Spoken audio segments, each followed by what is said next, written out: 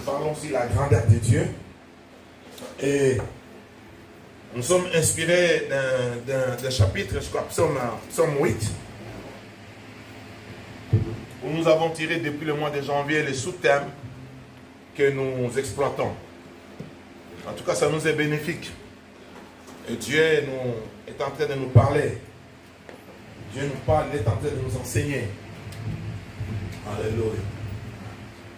Donc, pendant ces 3 mois, jusqu'en, c'est-à-dire juillet, août, septembre, nous sommes en train de parler ces sous-thèmes. Le pouvoir de l'homme, la petitesse de l'homme devant Dieu, la supériorité de l'homme, c'est la création. Amen.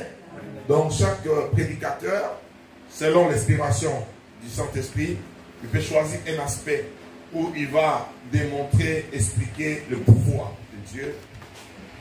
Aussi la petitesse de l'homme. La supériorité de l'homme aussi, c'est la création. Parce que Dieu nous a créés, il nous a placés dans ce monde pour dominer et régner. Amen. Aujourd'hui, l'Esprit m'a mis à cœur d'exploiter un peu sur la petitesse de l'homme. La petitesse de l'homme. J'ai intitulé mon message d'aujourd'hui la fragilité de l'homme. L'homme est fragile. Dis à celui qui est à côté de toi, dis l'homme est fragile. La fragilité de l'homme, la petitesse de l'homme. Des fois, ceux qui mesurent, je crois, 1m80, 90, ils peuvent croire qu'il est grand, il est grand. Et cela peut conditionner également sa mentalité, sa façon de faire des choses, parce que sur le plan corporel et physique, il se sent grand. Mais en réalité, l'homme est tellement petit. La Bible nous donne l'exemple de Goliath, qui mesurait 3 mètres de hauteur, qui fut tombé juste par une petite pierre lancée par un jeune garçon. Et là, nous voyons comment l'homme est petit. L'homme est fragile. Frères et sœurs, nous sommes fragiles. Du jour au lendemain, tout peut basculer. Tout peut changer, virer dans le sens négatif. Et à une vitesse de croisière que personne ne peut retenir. Des fois, pas même de prières, pas même de jeûnes, pas même de pasteurs. Et quand un enfant de Dieu réalise qu'il est fragile, qu'il est petit devant Dieu, il enlève les épaules de bois. Il a les épaules de bois qu'il porte. Et là, il marche dans l'humilité, dans l'obéissance. Il écoute Dieu. Et il se rend compte que tout ce qu'il peut voir dans ce monde n'est que rien, n'est que poussière. Et ça passera. Frère, si tu n'es pas animé par cette mentalité, tu vas louper la vie éternelle, tu vas louper le ciel. Et quand nous venons ici à l'église pour que chacun nous puisse gagner le ciel, l'homme est petit. L'homme est fragile. C'est la raison pour laquelle, quand tu te lèves le matin, tu te mets à genoux pour témoigner encore ta petitesse, pour proclamer la supériorité de Dieu.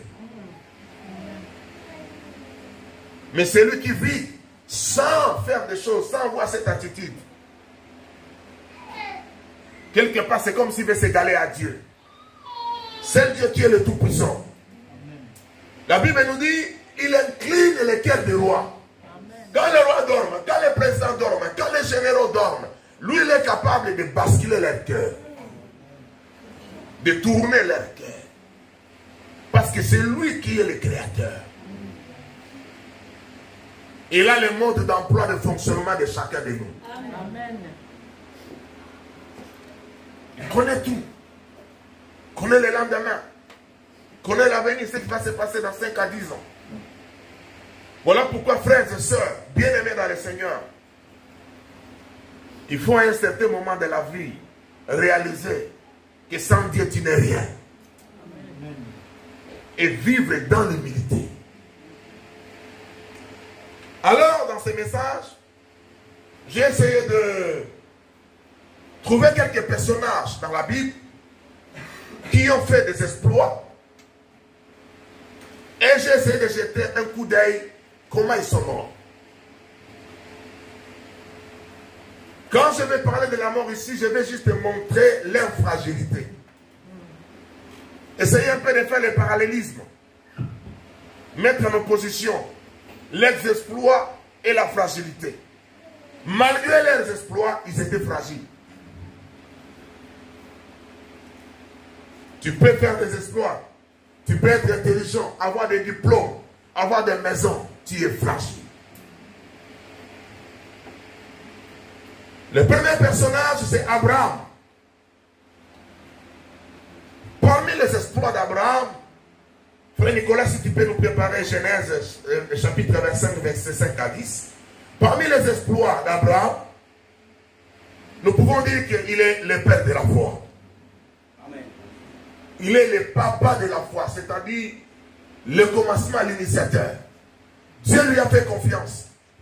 Dieu l'a appelé. Dieu lui a parlé. Et Abraham a obéi et il est parti vers une destination qu'il ne connaissait pas. Mais par la foi, il est parti. C'est ainsi aujourd'hui, nous bénéficions de la foi d'Abraham. Et moi, si vous m'écoutez bien dans mes prières, je dis toujours le Dieu d'Abraham. Le Dieu d'Abraham. Notre foi est liée à la foi d'Abraham. Tu peux dire Amen. Amen. Notre foi est liée à la foi d'Abraham. Alors, c'est vrai, il a réalisé pas mal de choses. Ce que nous retiendrons plus de lui, la foi et l'obéissance. Souvenez-vous, Dieu va demander à Abraham, donne-moi ton fils, le fils unique, un garçon unique, un héritier au trône. Abraham écoute. Il dit, si je dis à ma femme, ah, la femme va beaucoup tchatcher, il va réfléchir, il dit, écoutez, à cet âge où j'aurai encore un enfant, et il fait un deal avec Dieu. Il dit, écoute, je m'engage, je prends l'enfant pour l'offrir. Quelle foi, quelle audace, quel courage, quelle détermination, quel amour envers Dieu. Et il arrive, il fait tout ce qu'il pouvait faire. Dieu se prononça. Maintenant, je vis que tu me crains. Alléluia. Dieu a vu son obéissance, son amour, sa foi. Et Dieu a pourvu. Je vais gérer.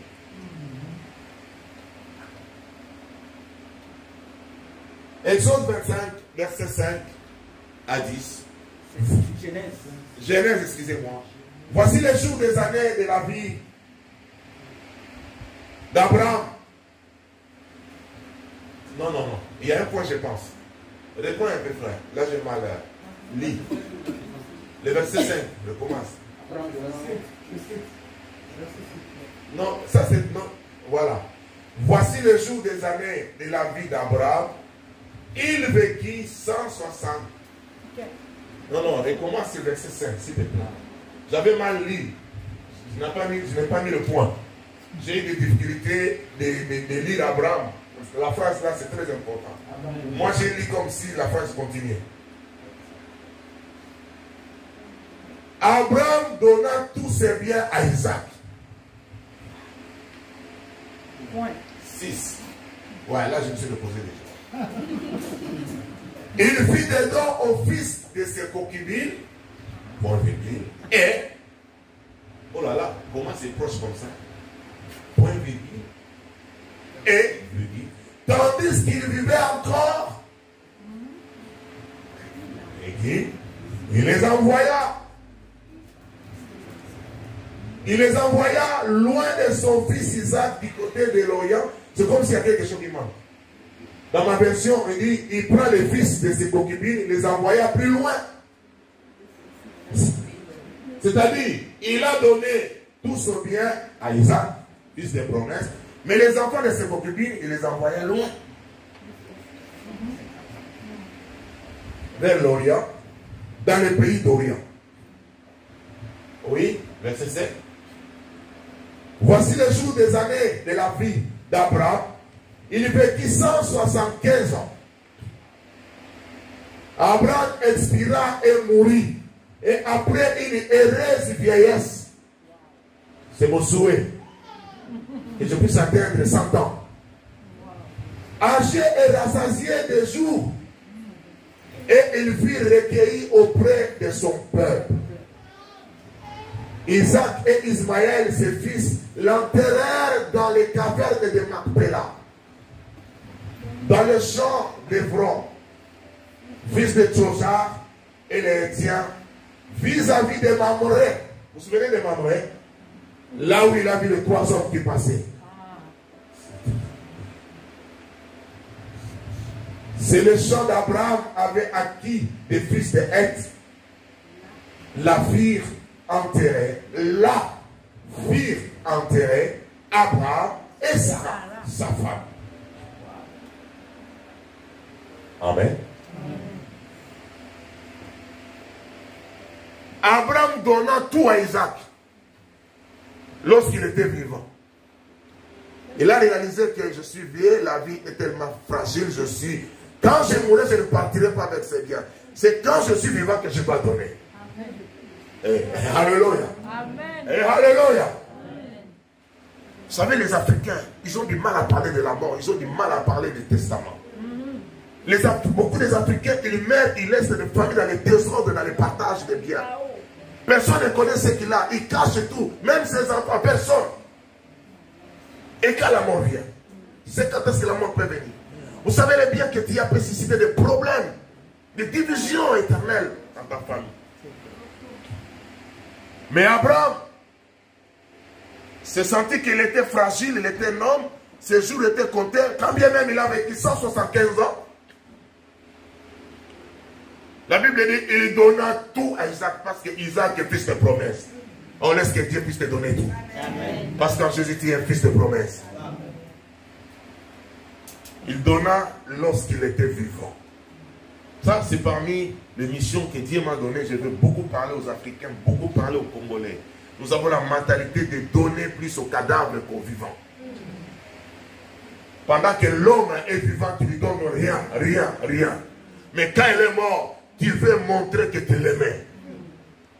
Alors qu'il avait besoin de 100 €, tu ne lui donnais pas. Lorsqu'il est mort, tu dépenses 2000 € pour son cadavre.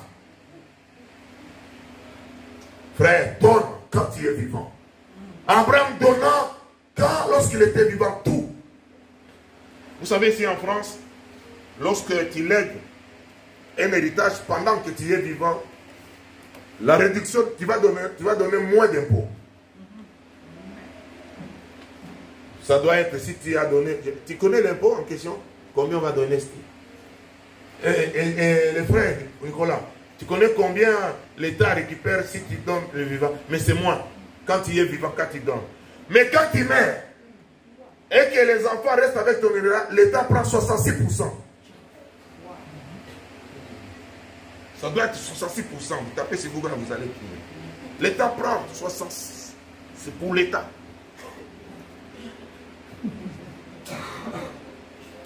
Voilà pourquoi certains parents se sont arrangés aussi avec les enfants. Écoute, je te donne, mais gère bien. Je suis là. Alléluia. Je suis encore là, mon fils, ma fille, j'ai confiance, gère bien. C'est pour toi, mais je suis là. Frère, donnez quand il est vivant. Notre vie est fragile. On n'est pas les lendemains. Connaissons pas l'avenir. Le lendemain nous réserve des surprises.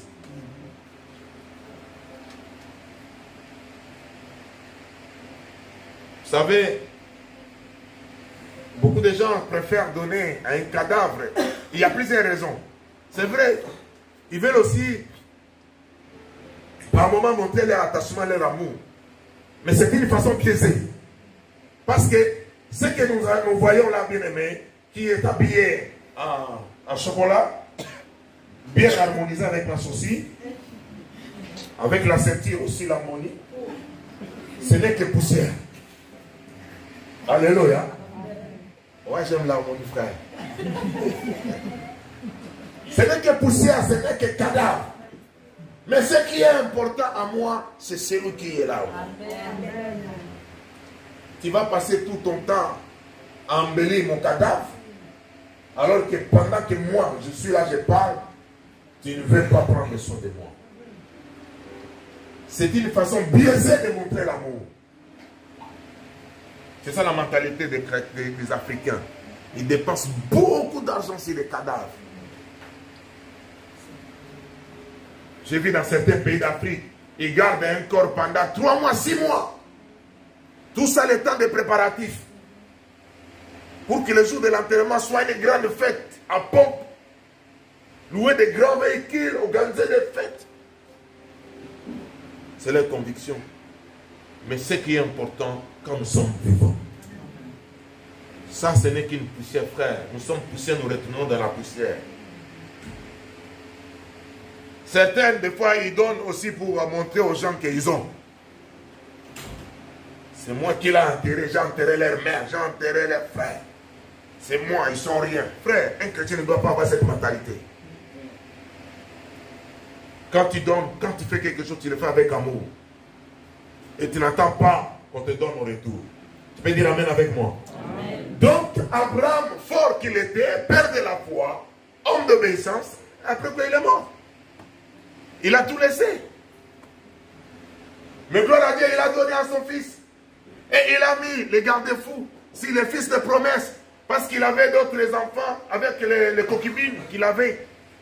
Il a éloigné et dit, vous ne pouvez pas déranger les fils de promesse, l'héritier principal.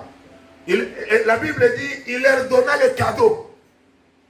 Il a donné tout à Isaac, mais ils ont reçu des cadeaux.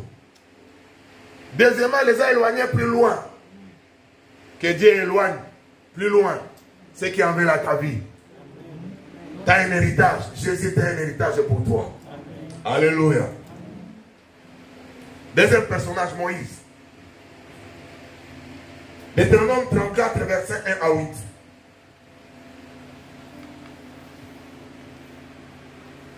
Deutéronome 34, verset 1 à 8.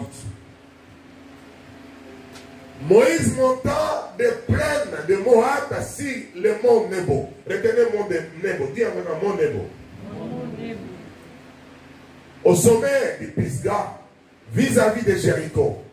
Et l'Éternel lui fit voir tout le pays. Vous savez quel pays? La terre promise. Amen. Là où coule le lait et le miel. Moïse était sur une montagne. Dieu lui fait voir parce que c'est Moïse qui conduit les enfants d'Israël dans le désert pour qu'ils entrent dans la terre. Mais ils arrivent sur ce mont Nebo. Dieu lui fait voir la terre promise. Galade jusqu'à Dan, tous les Nephtali, les pays d'Éphraïm et de Manassé, tous les pays de Juda jusqu'à la mer occidentale. Les Midi, les environs du Jourdain, la vallée de Jéricho, la ville des palmiers, jusqu'à Tsoar. L'Éternel lui dit, c'est là le pays que je jurais de donner à Abraham, à Isaac et à Jacob, en disant, je les donnerai à ta postérité. Je te les fais voir de tes yeux, mais tu n'entreras point.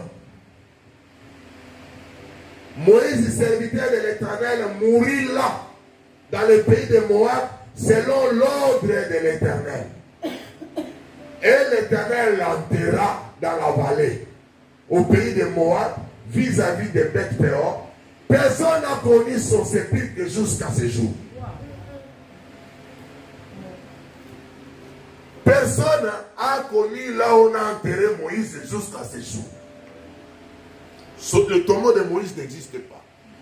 Dieu a enterré son serviteur.